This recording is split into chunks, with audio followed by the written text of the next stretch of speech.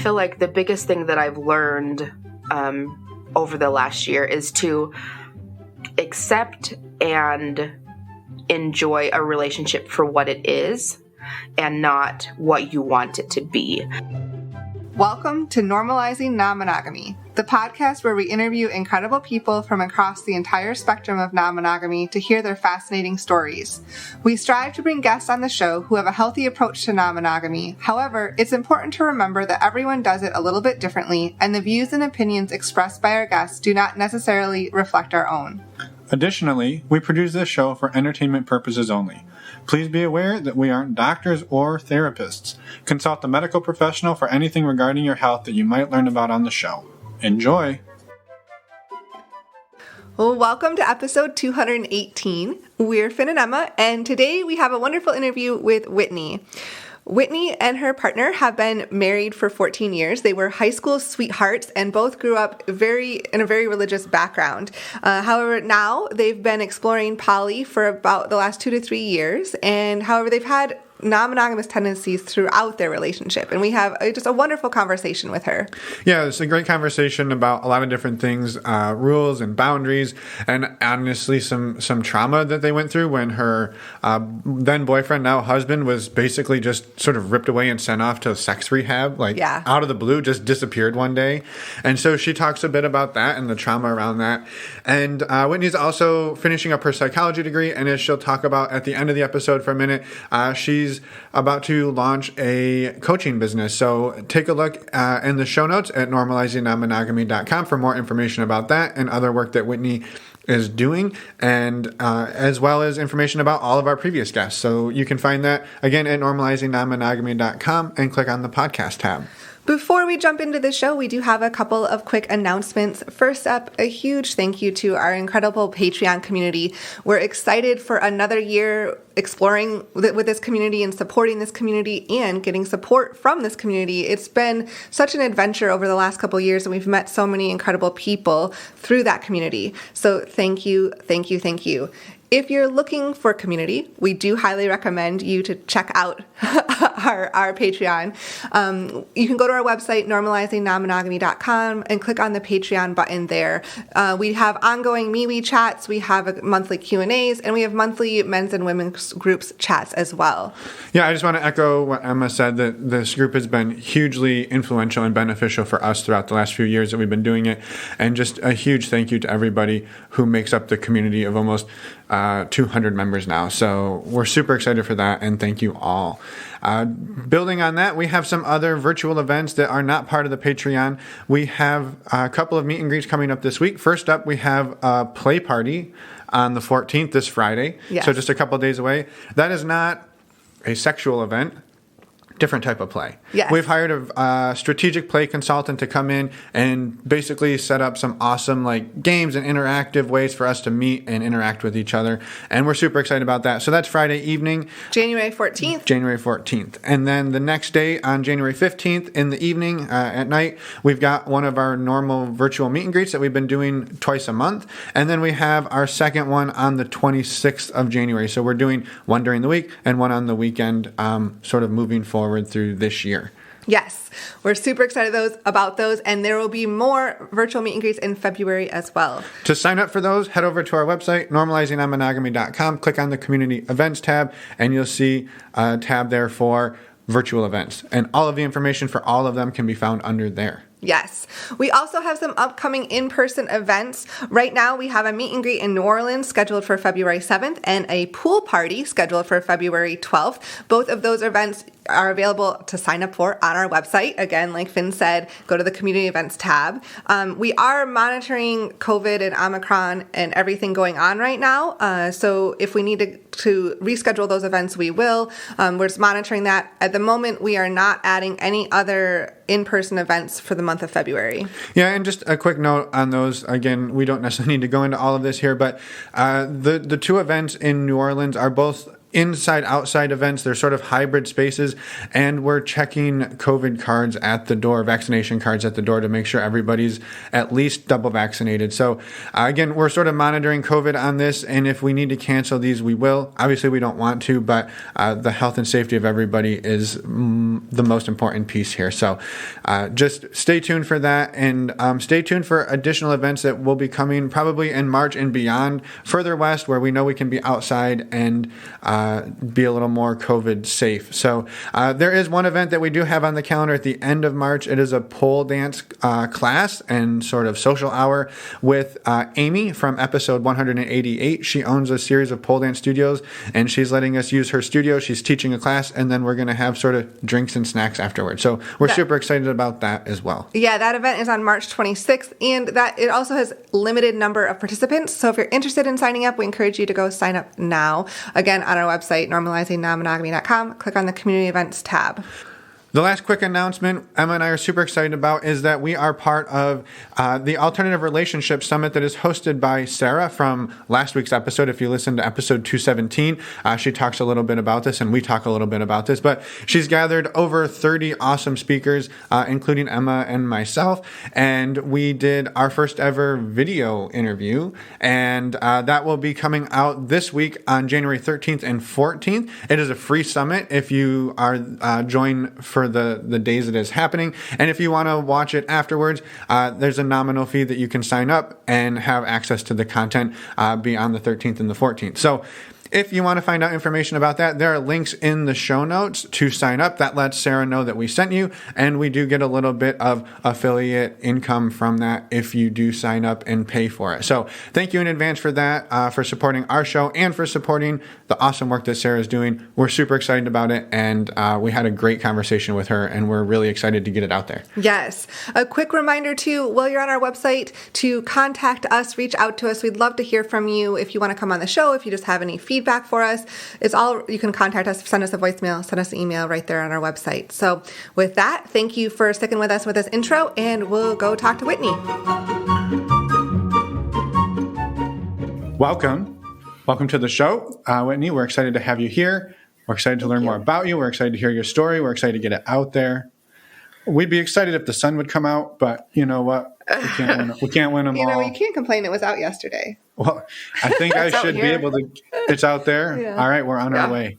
So, well, thank you for being here. Welcome, and hello. Hello. Thank you. I'm excited to be here. Yeah. Do you mind introducing us to you and everybody else who is listening as well? Sure. So my name is Whitney. I am 33. I am a wife and a mother. I've got 3 kids. I've been married to my nesting partner for almost 14 years, and I'm polyamorous. He is monogamish, and he knows you're here? Yeah, he does. We figured since you were sitting next to him a minute ago, but we thought we'd let everybody else know that he knows that you're here. Yeah, he does. I thought about asking him to come on, but then I was like, then there's nobody to watch the baby. So I thought those babies just watch themselves. I guess that's why we don't have one.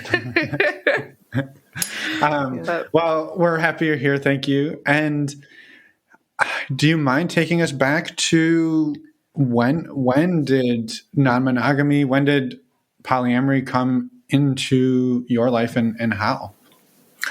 So polyamory itself probably didn't enter my life until about 2 or 3 years ago. But before then, I kind of had non-monogamous tendencies, I guess, in life. And like the more that I just sit and think about it, I just like through my whole dating life was kind of more on the non-monogamous side.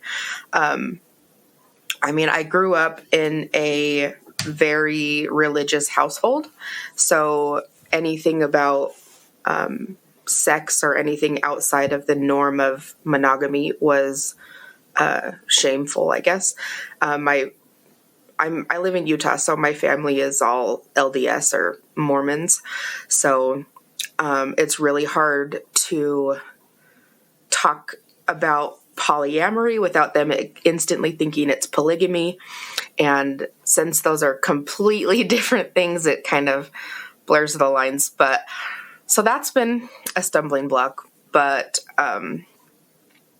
yeah, and I met my husband we started dating in high school. So we've been together for a long time. But while we were dating, I did see other people occasionally, just like, my best friend asked me out to prom. Of course I would go to prom. I'm not going to say no just because I'm dating somebody. And I didn't even think to ask him, and he didn't even think that it was an issue. And when he, was out of town or something, one of my girlfriends and I would fool around a little bit, and he didn't care about that either. And so polyamory has always kind of been part of our relationship, even though we didn't have the language for it. And then a couple years ago, after we got married, we decided to try and swing. And so we tried that for a little while.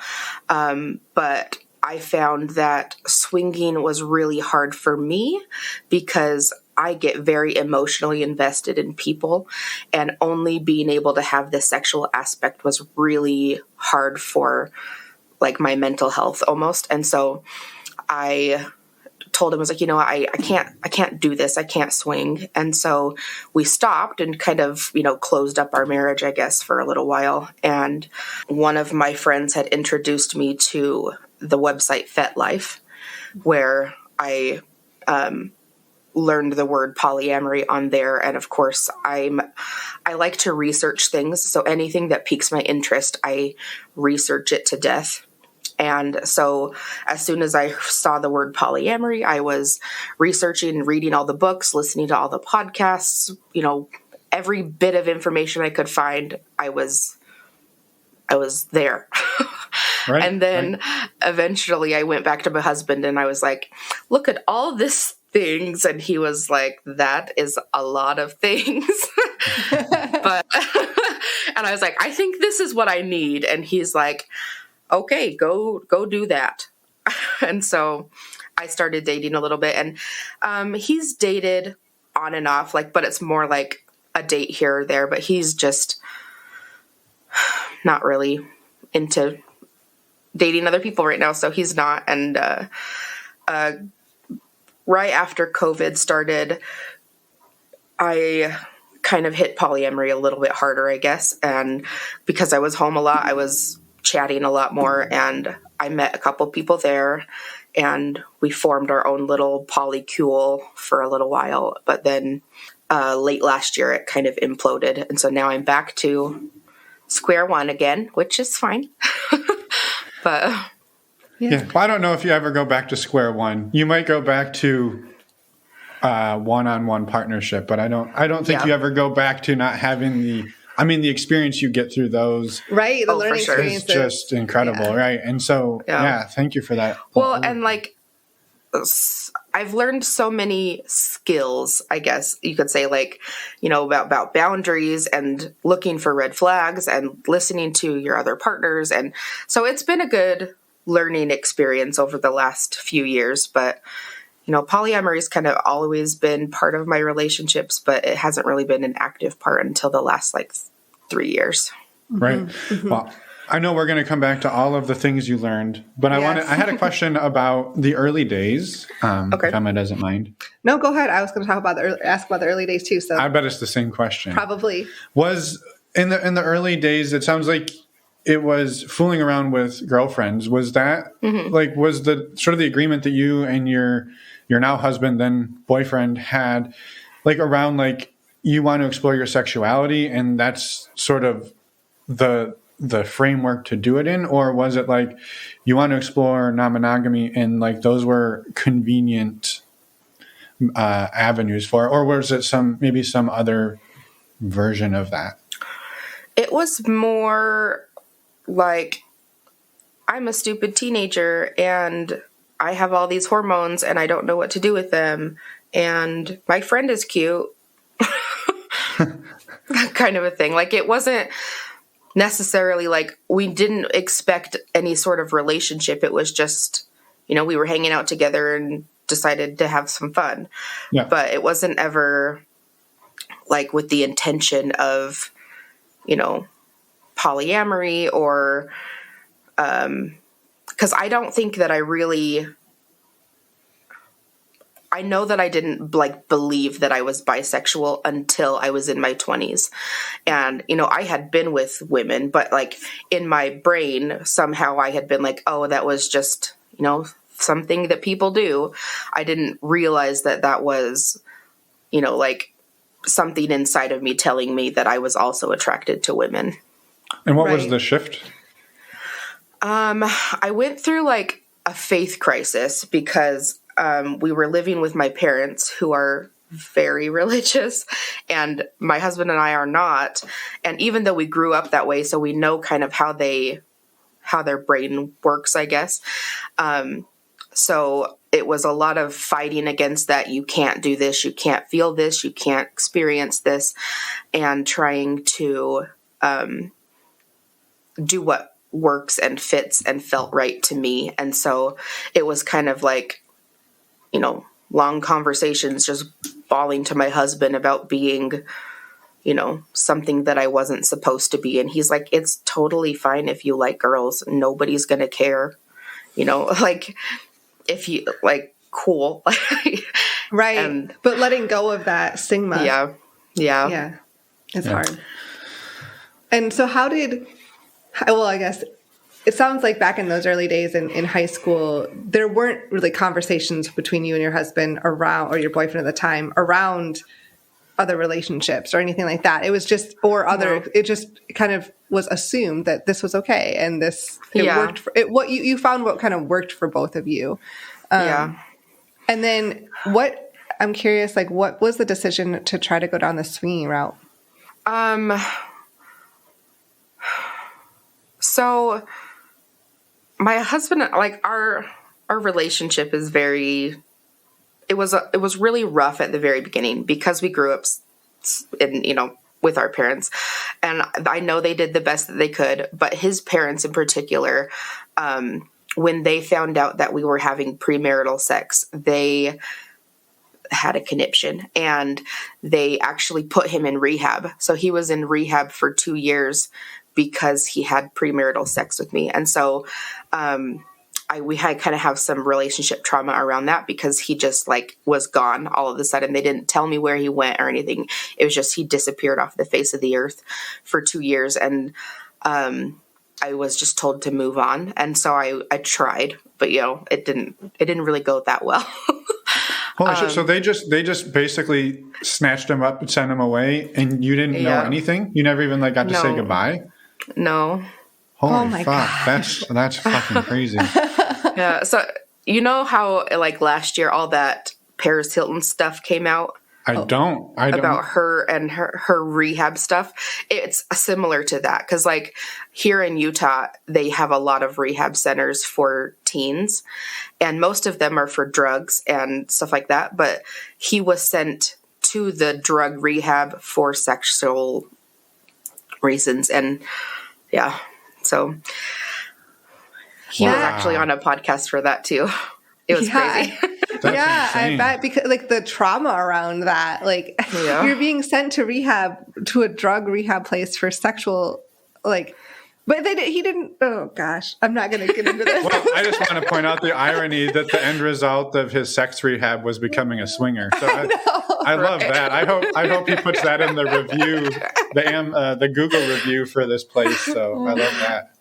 Yeah. Oh, Jesus. So so that's a big transition coming out of sex, quote unquote, sex rehab, whatever the fuck that means, and going to, now you're like thinking about swinging, like premarital sex rehab. That's fine. Yeah. Premarital sex rehab. That makes it better. Yeah. So, it was just like, I had decided that, or not decided, but I had come out as bisexual to my husband and my best friend. And he's like, well, do you want to explore? And I was like, well, maybe. And so he's like, well, let's try some swinging. And so we tried swinging with some of my friends. And it was just like out of convenience that we were with them, and neither of us were attracted to them. And so it kind of fizzled really quick. And so then we tried dating on our own, and but it was dating just to have sex. Like, it wasn't like dating. It was just, to hook up, and it just didn't work for me. And he didn't really want to put in the effort to find someone. And so that's kind of how we got into swinging. And I met some really nice people and went on, some fun little adventures, but nothing that, when it came down to like, okay, we're actually doing the sex part, I would have a breakdown because I'm like, I have no connection to this person. And I just felt like I was being used for my body, even though I was there on purpose. Like, I was there by my own, will. And it's just, It still wasn't in accordance with what you felt like. I get that. And do you think that by trying to try swinging, was that a way to work past some of the trauma too, between the two of you around your sexual relationship? I think part of it was to try and like get the spark back, because, after a while you need to shake things up a little bit. And we hadn't joined like the kink community at all back then. And, where most people start, we started with swinging instead. Right. But, right. Yeah. Well, and you said then you went and you dove into podcast, books, all of the resources you could find, and then laid them all at your husband's feet, and it was probably overwhelming as hell for him. Yeah. When you said like, I told him like what I thought I needed, like what did you lay out there for him, and like then what did you guys do about that? Like, how did you take actual steps to make it happen? I told him, I was like, okay, what I think I need is a boyfriend. I was like, I think I need a significant partner. And I said, I'm not trying to replace you. I'm not trying to, get rid of you or, have a dual life by any means. But I feel like I need, because I know that I'm a lot emotionally. I've been told several times that I've been told that I can kind of be a lot emotionally just because I feel everything. And sometimes I want to unload that on someone. And sometimes that person that I need to unload about is my husband. And it's not really nice to unload at him about him. And like, I had girlfriends, but it's just not the same to, have someone to care for you and talk to in the same way. So I told him, I was like, I think I need to find an additional relationship. And he's like, so what does that mean? And so I told him, I was like, this is what polyamory is.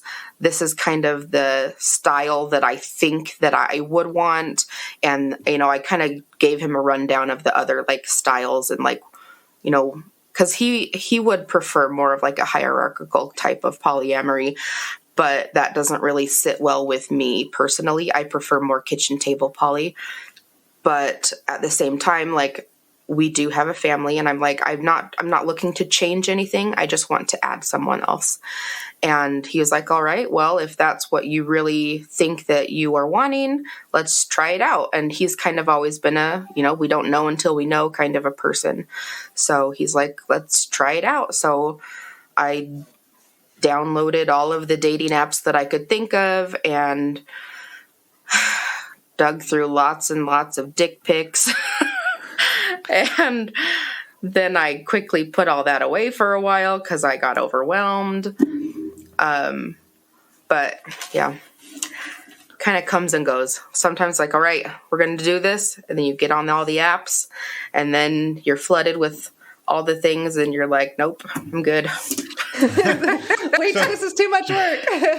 Well, so I was going to ask, did you make your selections based on the dick pics, or is that like the immediate like disqualification? It depends. Did I see their face first? So the bar is low. I gotcha. No. Usually, I can usually tell, like, if I can hold a conversation with somebody, I know that it's going to be better than if it's just like, hey, want to bang? And you're just like, I'm good. Yeah. Right. Yeah. It's all about the conversation, the connection there. Yeah.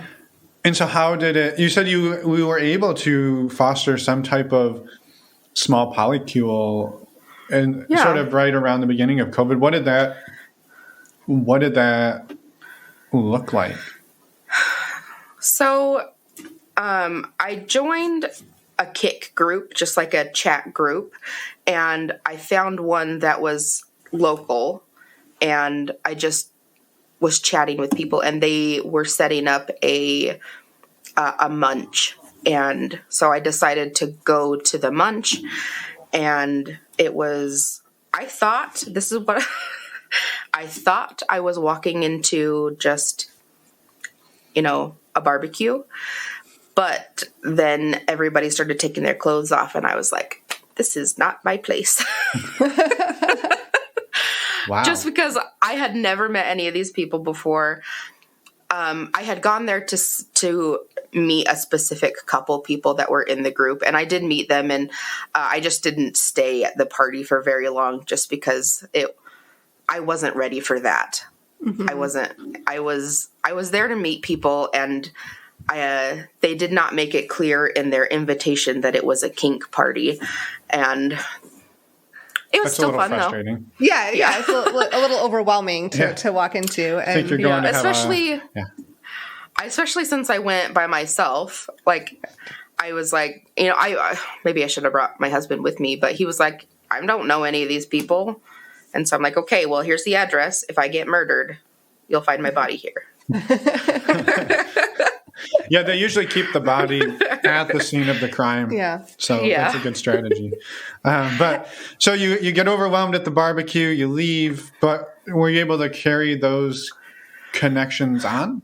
Yeah. So one of the girls that was there, her and I became really good friends, and we were talking a lot, and she was actually dating a guy that I was interested in that group. And he and I started talking, and he and I met at the barbecue, and I had actually gone to the barbecue to meet him. But when I got there, he was stoned out of his mind. And so he ignored me the whole night. So I thought he wasn't interested.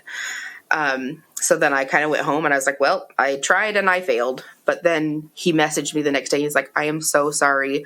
I was stoned out of my mind, and you walked in, and I was just overwhelmed. And so it's like, well, do you want to try again? And he's like, yeah, let's try again. So we went on like a one-on-one date. We had a great time. And after a while, he and I started dating. So then he and I are dating, and he's dating my friend, and she's dating this other girl, and she's got a husband. And so we had like our own little polycule, and we would meet, like we would all get together and have parties like once a month. And it was a lot of fun. We had a lot of fun. And I started dating. I met this other guy on a Facebook poly group, and he and I started talking. And then he and I went to go and have our first date, but then his wife turned it into a game night. So then she's like, just bring your husband and we'll have a game night. So then it was the four of us at a party at their house, and we had a lot of fun too. And then I started dating the couple. My husband dated the wife for a little while, but they didn't really click. Mm-hmm. So then I was dating the couple, but then things didn't really work out with the husband. And so then I was just dating the wife, but then the wife decided she wanted to date my boyfriend from the other polycule, and things were rocky in the polycule already. And it ultimately ended with me leaving everybody. So yeah. Those are very tricky. Right? The dynamics at play there are wild, right? Yeah. So yeah. How did your husband, like, I don't want to say fair, but like, how did it go with the two of you, like, as you're building this polycule? And he's sort of maybe on the fringes of it, like kind of watching it, but not really part of it? Like, how did that go? Well, he was always invited to come and, hang out, but he was like, I don't really want to go. I don't really want to, he wasn't really interested in going. Like he met all of them individually, like they would come and he'd hang out with them one-on-one.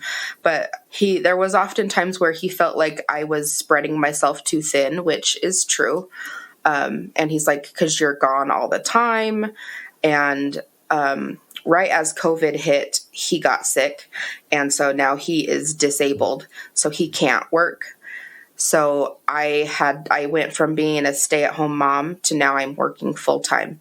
So then I was working full-time. I'm also in school. I'm trying to finish my psychology degree. So I'm going to school part-time. And then I also had 3 partners plus my husband and all of our kids. And so I was just, I had a lot of things to juggle. you were maxed. Yeah, you were maxed out. Yeah. And there were times when he felt like he was falling through the cracks, which to be fair, he was. And since things have fallen apart with some of the other people, I've dialed back and but anyways. So yeah, he did feel like he was falling through the cracks a little bit. But we do go to marriage counseling, and I'm a very pro therapy. And so we go to marriage counseling to talk about those kinds of things, especially when, 'cause like when I'm dating someone else, sometimes things with he and I can kind of find their own little hiccups if, he feels like I'm spending too much time with someone else or not enough time with someone else, or if I'm doing things with them that I don't do with him, or I don't know, whatever. Yep. But, yeah, there's a lot there. Right. And how have you well, it sounds like you dialed back your relationships, but in general, how have you found that balance of where he doesn't feel like he's falling through the cracks and prioritizing that relationship? Because that's something that's really common, and especially when people dive into polyamory. Right. I think the biggest thing is the Google Calendar, which I know everybody says that, and I was very anti-Google Calendar for a while, but that's actually been the thing that's helped the most, is because then I can color code everything. And then I can make sure that he and I have a date night every week. And I can make sure that I'm making dinner and sitting down to have dinner with him and the kids at least once or twice a week as well. Because I work nights most of the time. So I try to sit down and have dinner with them. And then we also do a family movie brunch every Sunday so that everybody feels like they're getting enough time with, their parents and their partners and Yeah, that's tricky. And what do you think, like having sort of maybe, and I think this is super common, right? You like go all out and then you're like, whoa, way too much. And then you pull it back. Where do you think, like maybe moving forward, that sort of equilibrium, like the sweet spot? Yeah, the sweet spot would be? I feel like, for me at least, I need my existing relationship to be solid before I move and add another one. Because I know that like my relationship with my husband is very strong and we're good. But that additional relationship I had with my boyfriend, it was not very strong.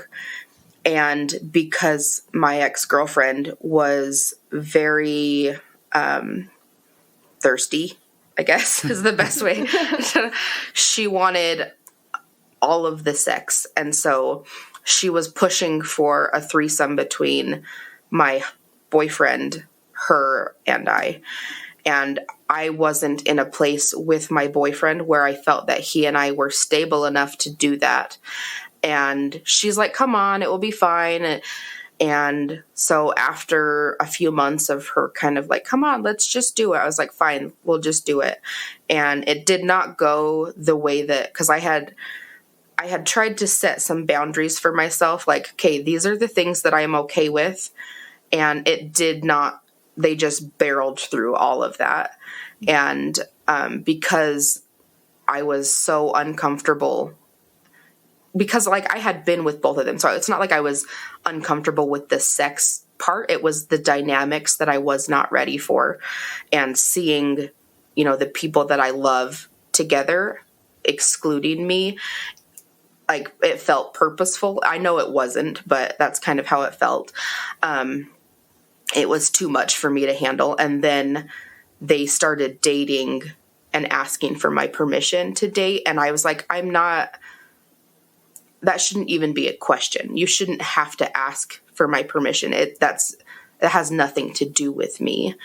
And so it kind of caused a rift between all of us. And I ended up just having to be like, you know what, it hurts me too much to be constantly asking for constantly asking for my blessing.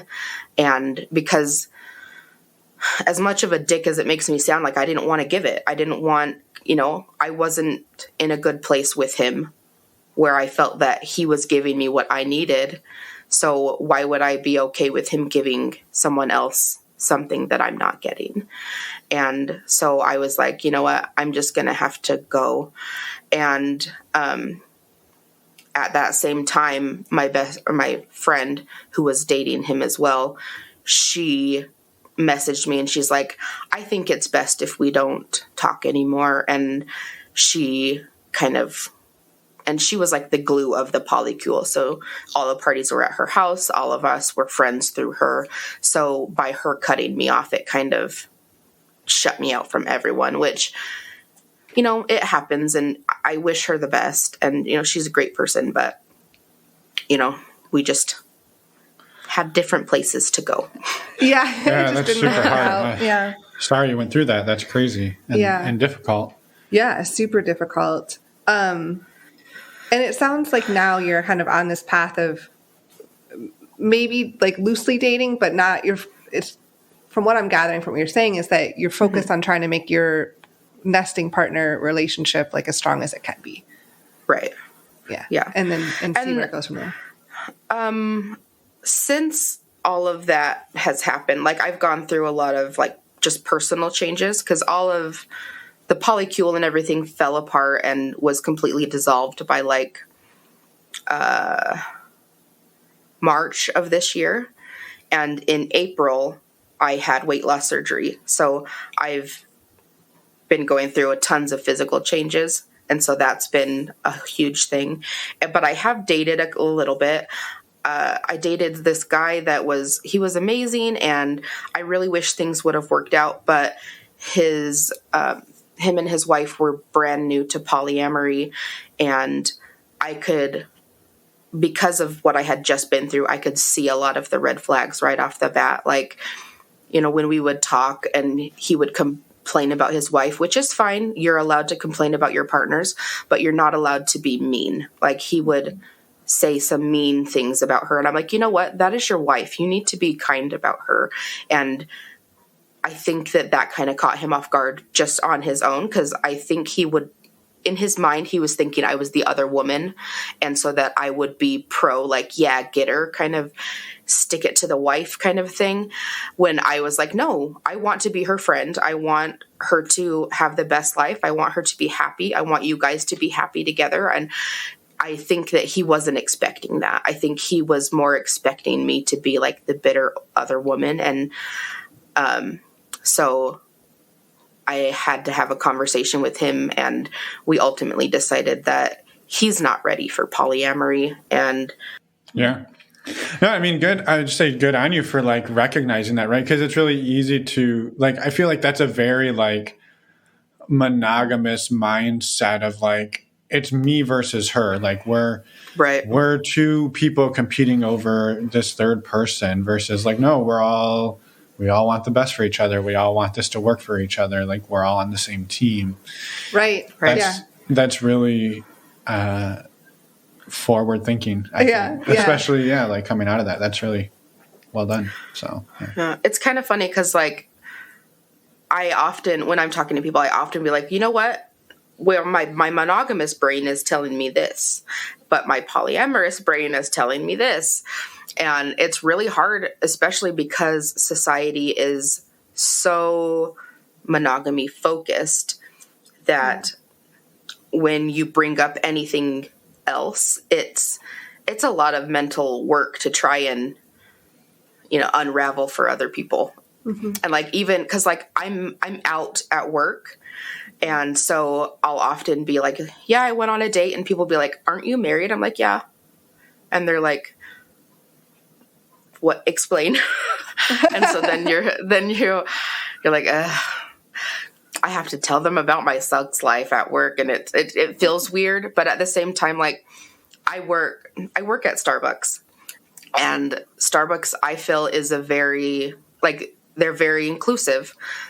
We have lots of LGBTQ employees, and we have a lot of employees that refer to themselves as like they, them, and all of the other employees are great to honor that, I guess. And so I feel like that has been one of the best things for me, is just having that group of people that are very inclusive, where I don't feel like I have to hide, where I can mention my girlfriend or I can mention my husband in the same sentence, and it's not that weird.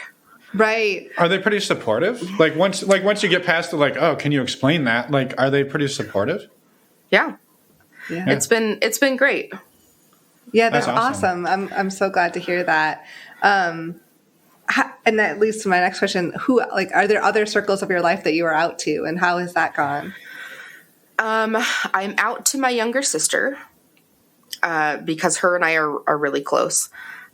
And my husband is out to his older sister. We haven't like officially come out to our parents. I've hinted around a little bit. I just haven't, I don't know how to go about it. That's my problem.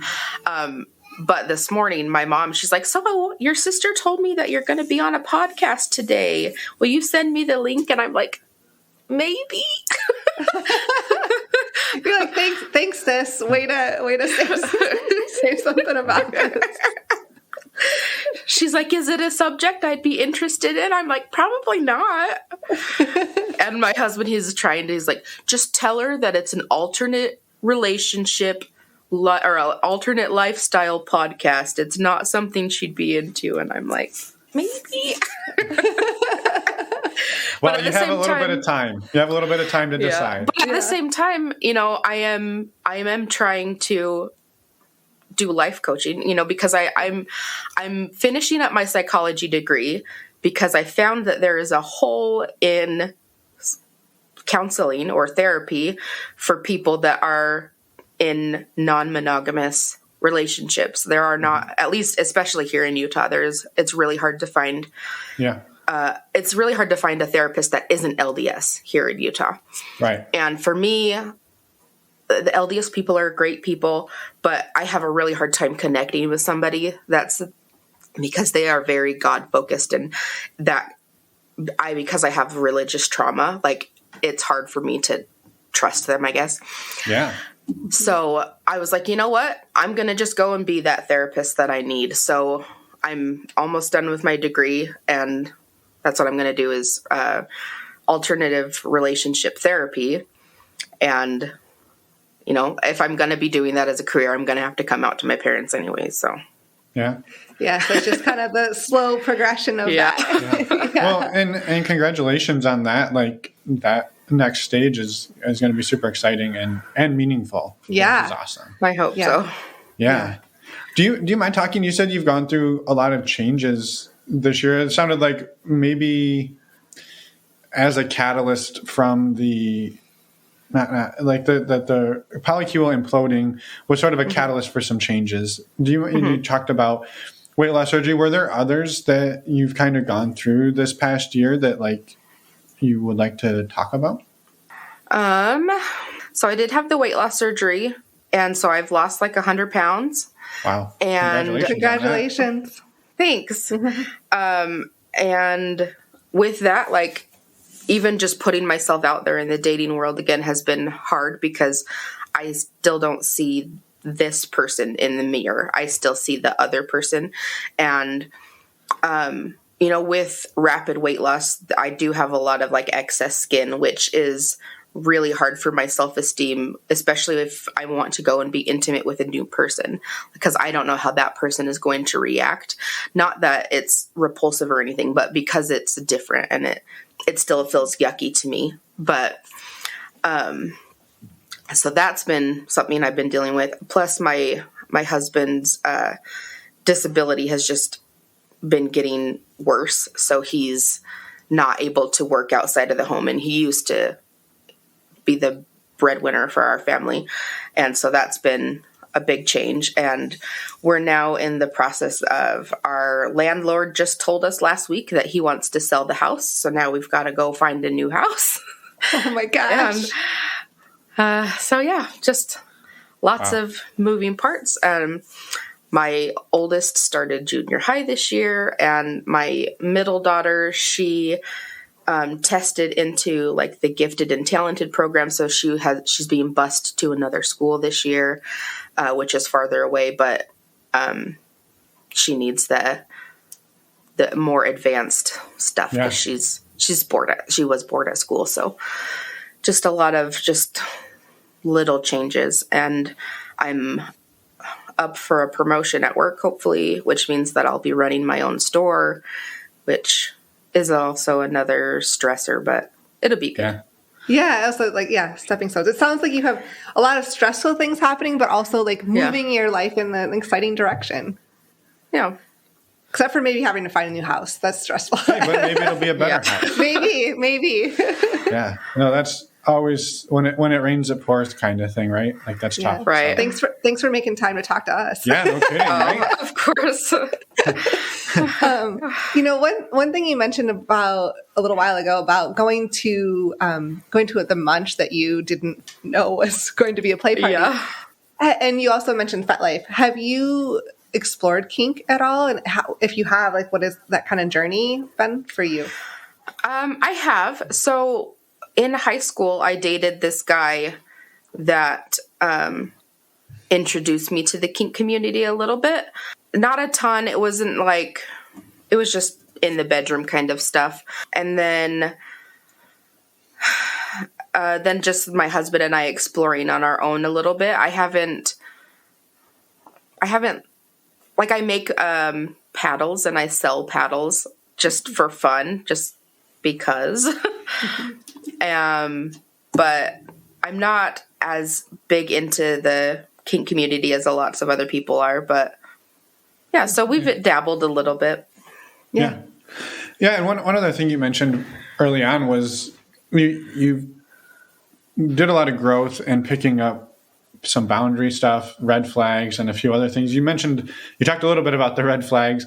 Like, do you mind talking a little bit about, like, maybe issues you had with boundaries? And it sounds like one of them was that threesome that you kind of got steamrolled in. Yeah. And, like, what has the growth on the boundary side looked like? Because that's a huge obstacle for a lot of people. Boundaries are really hard, especially because I feel that a lot of people expect boundaries to be rules. And I feel like the disconnect is that people don't understand that boundaries are for yourself. They're what's in, for your brain, where rules are for other people. And I've noticed that a lot of people opening up, they're like, all right, here are our boundaries. You can't do this. You can't do that. You can't. And that's not fair to whoever you're bringing into your world, I guess, because that person was not part of the conversation. They weren't part of, I don't feel like you are allowed to put a rule on somebody that wasn't part of making the rules.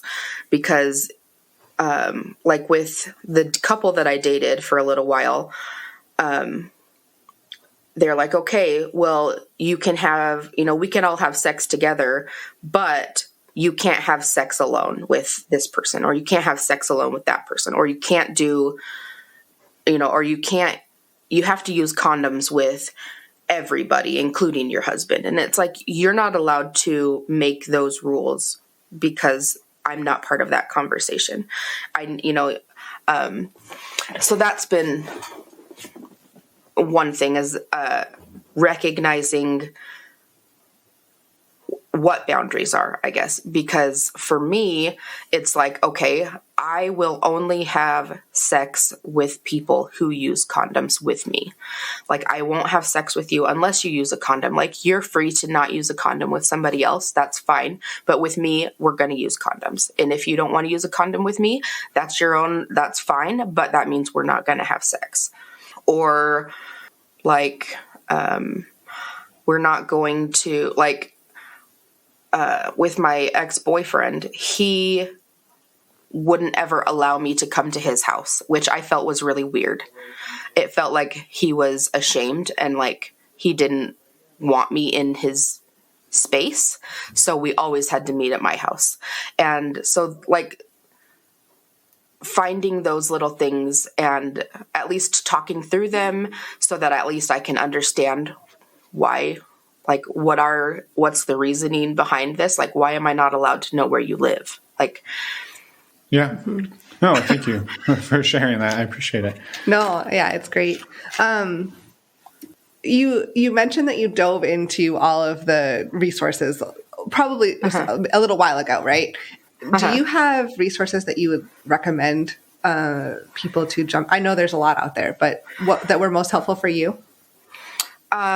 I really liked The Ethical Slut, which I know everybody always mentions. I prefer the audiobook version just because I can't sit and just read it. But the audiobook's pretty good. I've read More Than Two, which was also pretty good, even though I heard there was some controversy about the writers afterwards. So I don't really know about that. And then there's a lot of good posts on FetLife, but you have to dig through some of the not so good things on there. Your podcast is great, and Multiamory is great. Mm-hmm. There's so many. Her name is Lisa. Let me see if I can find it real fast. Yeah, and while you're looking, I'll just say we'll post links to everything that you've just mentioned. And regarding the controversy around More Than Two, and the author Franklin Vo, we'll post a couple of links. Usually when we post More Than Two as a resource, we include there's a link to a Medium article written by these survivors of the sort of abuse that happened around that. And there's also a really good podcast on Life on the Swing Set that came out not that long ago as well. So those are some resources to check out, and they'll be in the show notes for anybody listening. So, yeah. Yeah. So, like, their book was good, but at the same time, I feel like everything that you read, you kind of have to pick and choose what you decide to listen to. So, the other podcast it's called Making Polyamory Work with Libby Sinback. Yeah. Libby is awesome. We love Libby. Friend of the show, and she's actually been on the show too. So a few times. Yeah. So highly recommend her podcast. Yeah. Very cool. We've covered a lot of ground, and I feel like we could go back and ask questions about your history and more things, but is there anything that you wanted to get out there that we haven't talked about? I don't know. I feel like a lot of people are hesitant to try polyamory. Just like, I know it's not for everyone, and I don't want to ever push anybody into it. But I also feel like I read this quote. I don't remember who it's from, but it's all the quote says is it's not about symmetry. It's about synergy, which I feel like that is exactly what polyamory is, because there is no way that you can have more than one partner and keep everything symmetrical. Nothing is going to be the same. I feel like what everybody needs to be chasing is the synergy, and only inviting in the energy and the things that bring you joy. And I feel like the biggest thing that I've learned over the last year is to accept and enjoy a relationship for what it is, and not what you want it to be. I feel like that was the biggest drawback I had when I was dating earlier this year, because I really loved those people, but I was searching for what I wanted the relationship to be rather than focusing on what it is. And I feel like that has made it a lot easier for me now to enjoy the relationships I do have. Like since then, my best friend at work, I would love to date him, but I know he's not down, which is fine. But he and I have such great chemistry that I can just love the relationship that we have for what it is, even though we're just great friends. And I feel like that is one thing that polyamory has taught me, is to, enjoy what you have and not expect it to be more than it is. And if it becomes that, then that's amazing. But if it's not, then at least, don't discount it and say that it's nothing because it's not what you wanted it to be. Mm-hmm. Right. Yeah. And I think that's huge. And thank you for saying that. And finding value in the relationships for what they are. And because it kind of goes, everyone in general, I think it's easy to want to push relationships in a certain direction, and right. the escalator, right? Yeah. And stepping back and just enjoying the relationship for what it is. And it doesn't mean it can't change in the future and you can't grow as people and in your relationship. It's not what it means, but it doesn't have to fit a certain stereotype. And like just embracing your close friend at work, like as your best friend, and just like embracing that relationship for what it is huge. And then, cause maybe it helps to not be maybe disappointed, and looking at the positive things. And I feel like it takes so much of the pressure off, because I feel like that's what ultimately killed the other relationship, was that we were so focused on, okay, we're dating. Now we need to make it so that, we're working towards, having a baby together, or, something big, or moving in together. And it's like, when you accept your relationship for what it is and are happy with what it is, and don't expect it to be like, okay, well, what's next? What's the next step? What's moving us forward? I feel like that's what a lot of, or at least I get hung up on, is the escalator. That thing is hard to get off of. Yes, it is. Yeah, without a doubt. And just thank you for that, and thank you for everything you shared. I maybe had one final question, if you're okay. Around, like, we've had quite a handful of guests at this point who are, I don't know, former Mormon, ex-Mormon, recovering Mormon. I don't know what the right terminology is. Yeah. And it sounds like you are, interestingly, it sounds like your families were, but you were somehow able to sort of separate yourself from that at a pretty young age. And like, I know it could be probably an entire podcast on its own about like the impacts of religion on your relationships moving forward. But like, do you have any thoughts on sort of like how that religious upbringing like informed where you're at today? I feel like it held me back from becoming who I was earlier, if that makes sense. Because I did everything I could possibly think of to hide who I would spend weeks and weeks going to church, hearing about how awful, same-sex relationships are, knowing in my brain that that's kind of what I wanted sometimes, and thinking that I was a terrible person for wanting those things. And so it took lots of therapy to kind of not necessarily unlearn, but at least learn how to rethink, because I had to change everything about the way that I was thinking, because from day one, I was in that religion. And so having to find my own path, that I think that was the hardest part, is learning to, like, even growing up, people that weren't LDS were people that I wasn't even supposed to associate with, because they're not LDS. They're not one of us. So, and most of the people that I associate with now are not LDS, and they're a lot better people. Not better, but like they have just as great aspirations and are just as charitable and just as, assets to society as the Mormon culture is.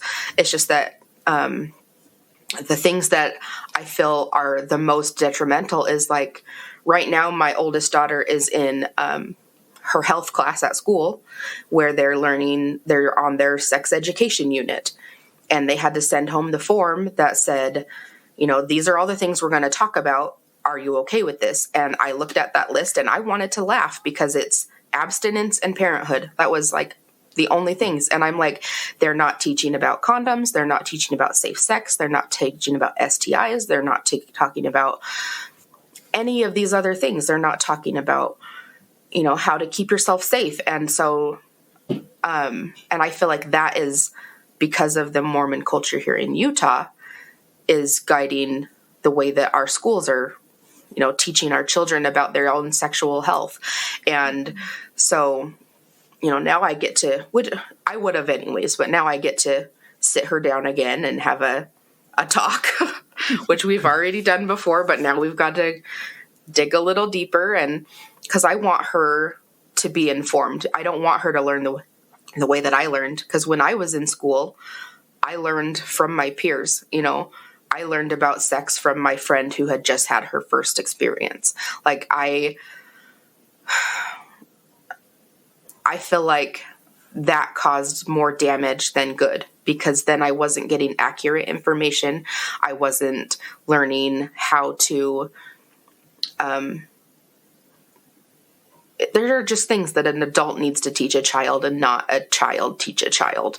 And one of those things is about their sexual health and their sexual education. And if that makes my kid embarrassed for a few hours, oh well. I'd rather her be embarrassed than be a teen mom. Yeah, it's well worth the investment, right? And I think that's so frustrating that you have to be. Well, I mean, it wasn't much better when we were in high school, to be honest. So, and we weren't in Utah. But it does open up the question then that we love to ask is how do you keep yourself safe? Like, obviously, you've probably gotten past what you learned in high school from your friends. So, where are you today on that journey of keeping yourself safe, whether it's sexually or going out on dates? Like you went to a munch and you gave your husband the address, but meeting other people, going on dates, how do you keep yourself safe?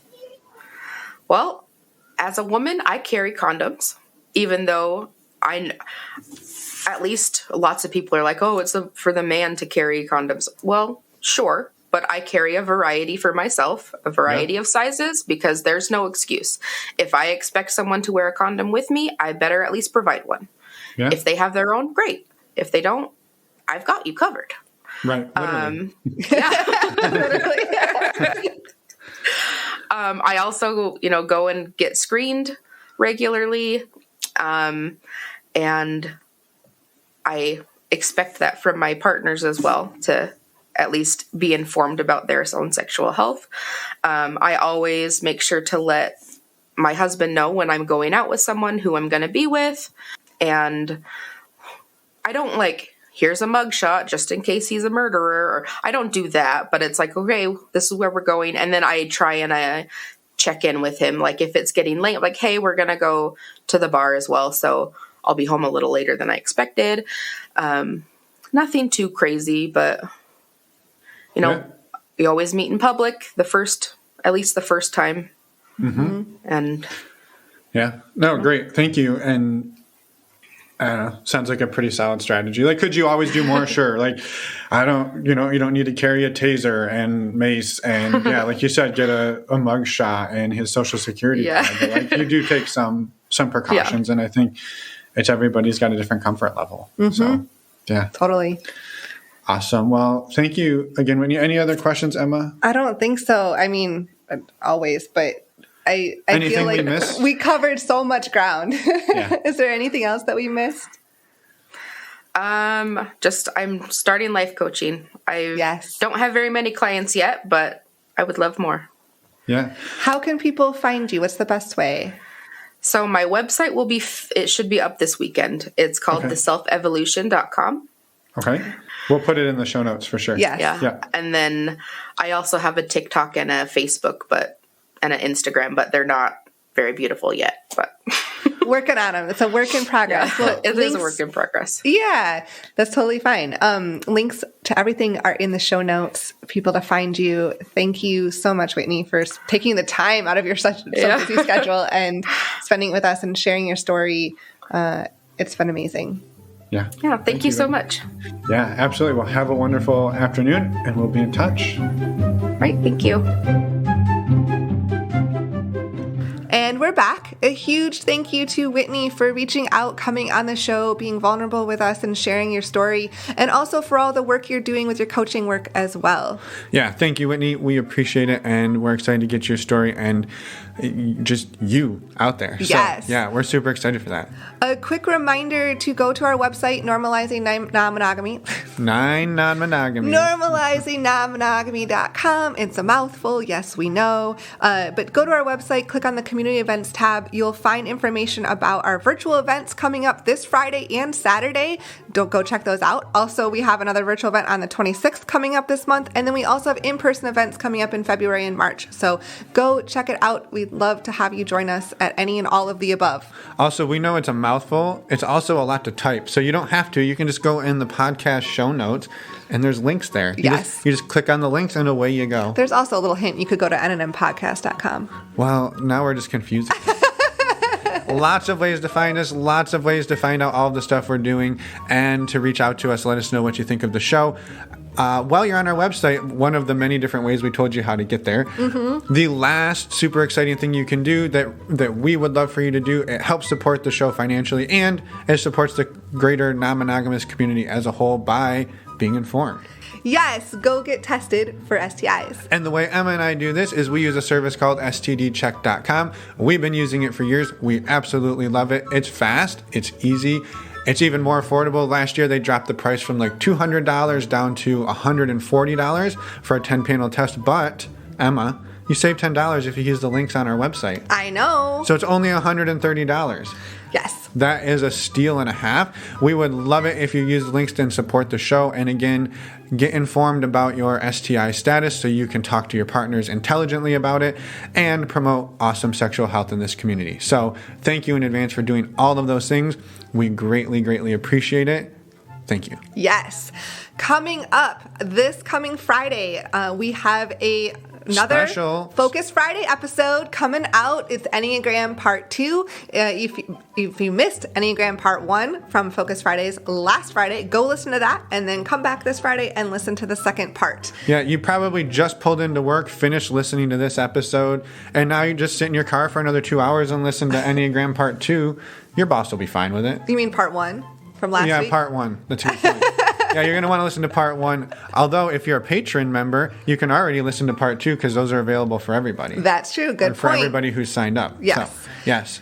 And next week we have a interview, surprise, surprise, on Wednesday with Francisca. Yes. Great conversation. Francisca is on the team at Bloom. We interviewed Luna a few weeks back from the team over at Bloom, and we're super excited to be continuing to work with them and promote the awesome work that they're doing. So if you want to find out more about what they do, there are links in the show notes to everything about Bloom, Luna's episode, and just lots of great stuff. Yes. I think that's it. We covered a lot. We covered a lot, and we just keep talking and talking and talking. We'll stop talking. I know these people got to get to work, Emma. Bye, everyone. Thanks for listening.